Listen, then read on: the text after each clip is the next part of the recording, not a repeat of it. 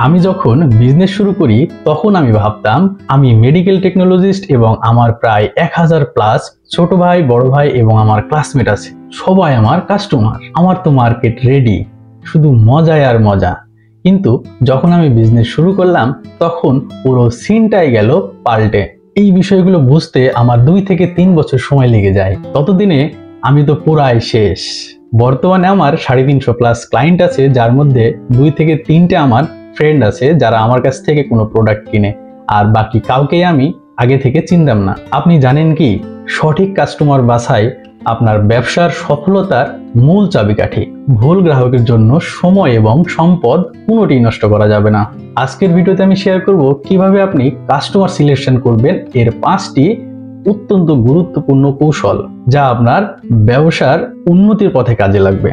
ভিডিওটি মিস করবেন না, কারণ আপনি শেষ পর্যন্ত থাকলে আমার বিশ্বাস আপনি কিছু না কিছু শিখতে পারবেন। চলুন শুরু করা যাক।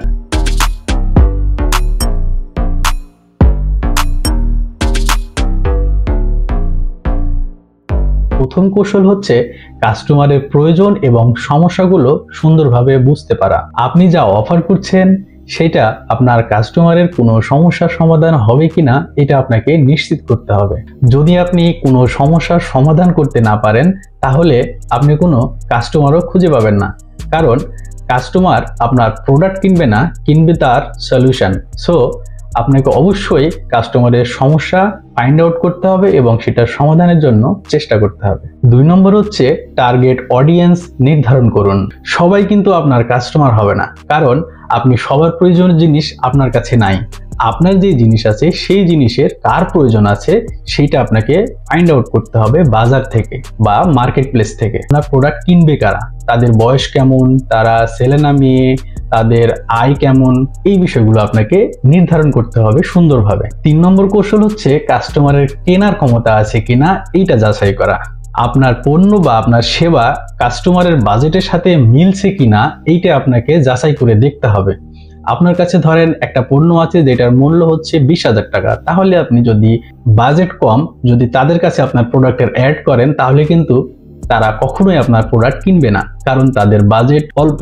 তাহলে আপনার প্রোডাক্টের মূল্য অনুসারে আপনাকে কাস্টমার সিলেকশন করতে হবে। 4 নম্বর কৌশল হচ্ছে সম্পর্ক তৈরি করুন। বিশ্বাসযোগ্যতা এবং সম্পর্ক তৈরি করুন।